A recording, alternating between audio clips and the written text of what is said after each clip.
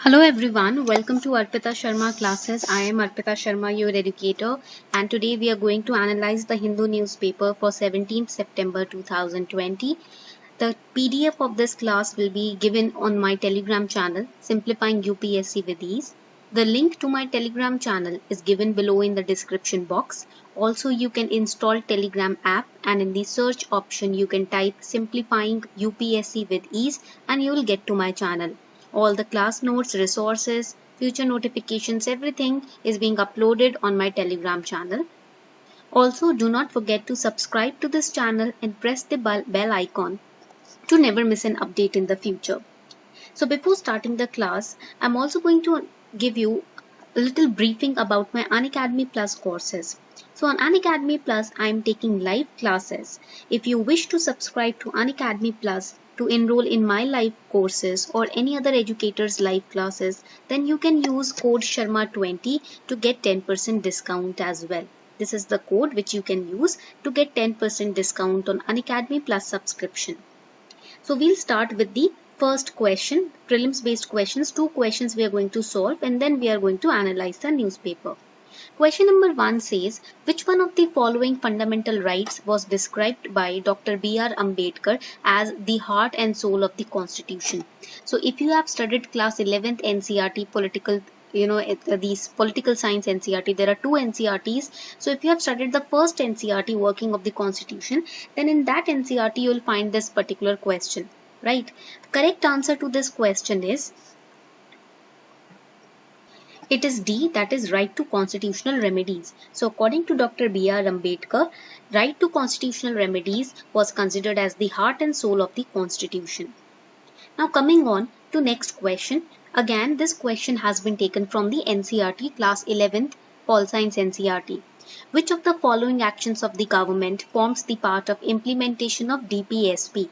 Abolition of intermediaries like Zamindar, Jagirdar, Inamdar, nationalization of commercial banks, Bonded Labor System Abolition Act, Maternity Benefit Act. So you have to identify which of these is implemented. It's a part of implementation of DPSPs. Very easy question, बहुत easy question है. The correct answer to this question is, it is D. That is all of the above are a part of implementation of DPSP. Now coming on to the first important news, Essential Commodities Bill passed. We all know that the Lok Sabha has recently passed this bill by a voice vote. The bill is meant to replace an ordinance promulgated in June in the wake of COVID-19 lockdown. The key provisions, it proposes to deregulate production, storage, movement and sale of several foodstuffs including cereals, pulses, edible oils, onions, except in the case of extraordinary circumstances.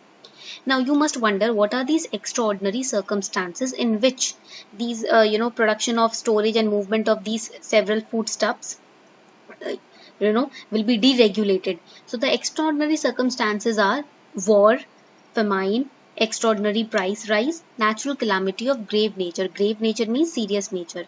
So under these circumstances, the production, the storage and the movement and sale of foodstuffs like cereals, pulses, edible oils, onions, right, it will be deregulated.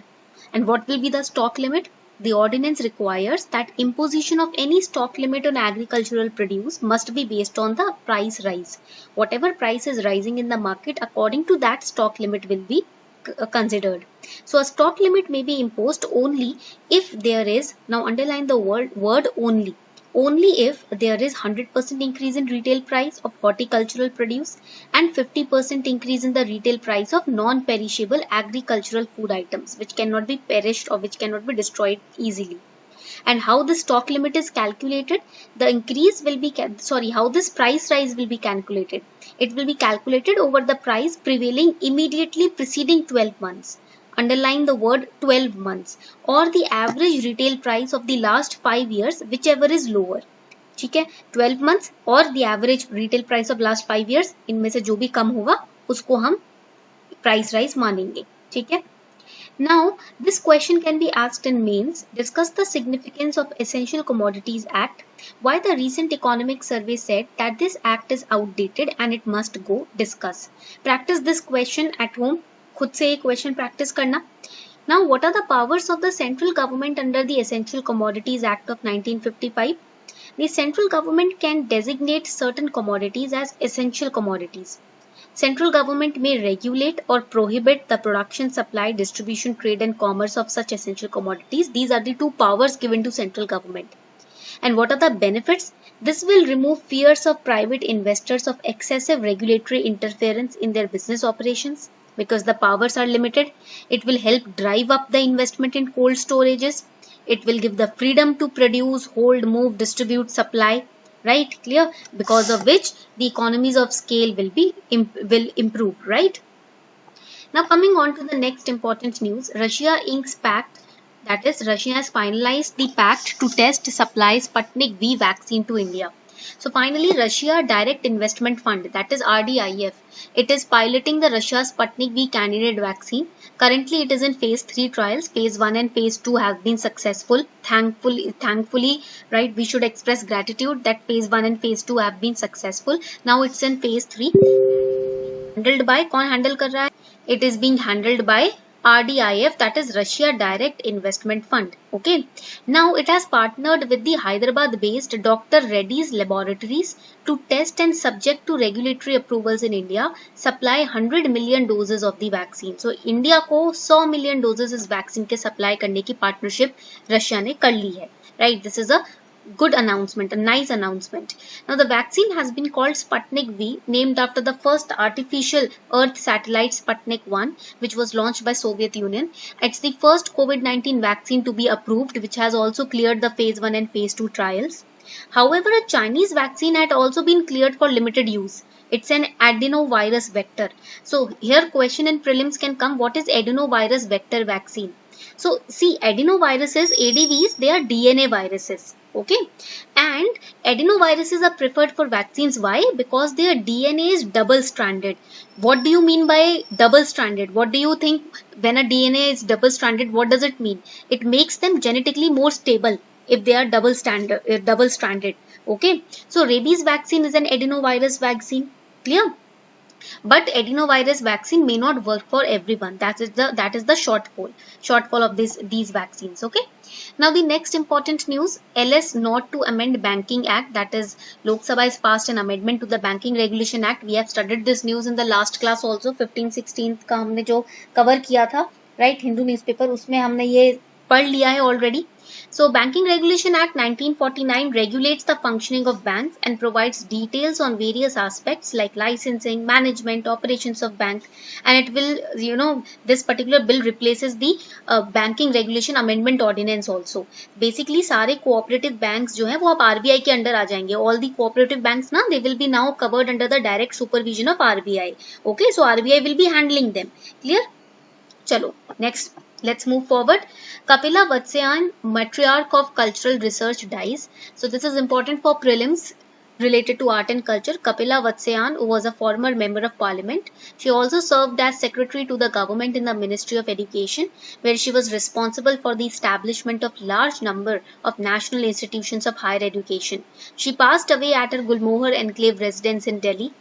Right.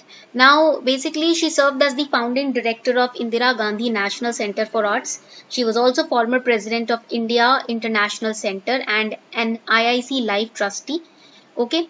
Now, these were the several awards that she received. Sangeet Natak Academy Fellowship, which is the highest honor which is given by the Sangeet Natak Academy.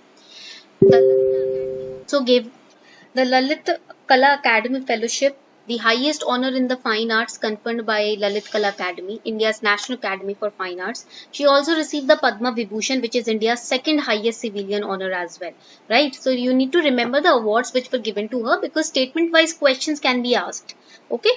Now moving forward, Maldives defend ties with India. So the Maldives foreign minister has said that India-Maldives connection indicates a heart-to-heart relationship. Basically, it's about GS paper 2, how India and Maldives are strengthening their relationship. It's very important to counter the influence of the other nations which are trying to objectify, which are trying to you can say trap India. Like many nations by through different, you can say, theories, for example string of pearl theory, right?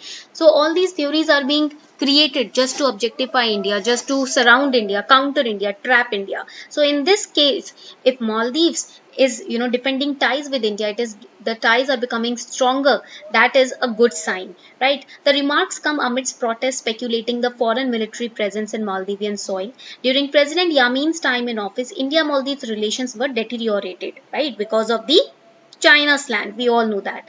But China has been a close development partner and lender to Maldives also. So if in this case, in this scenario, if Maldives is getting closer to India, that is a, you can say, direct slap on the face of the attacks which have been, you can say, started by China, right? So India has also announced a $500 million package, that is grant of $100 million in addition to an earlier line of credit of $800 million, which was announced in 2018. So this is also a good step shown by India by announcing $500 million package to be given to the Maldives. Right now, basically responding to a request from the government of Maldives, India announced this package as a part of Greater Mal Connectivity Project, that is the GMCP in Maldives. Financial package comprises of LOC, that is line of credit of $400 million, and grant of extra $100 million as well.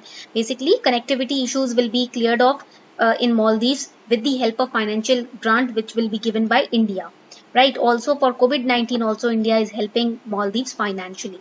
So all these are good steps which you can say are strengthening the relationship of India and Maldives, and it is like a, you can say, strong bond which we are building with Maldives against China, right? So this was all for today. I hope you enjoyed today's session. If you really enjoyed today's class, do not forget to like, share and subscribe.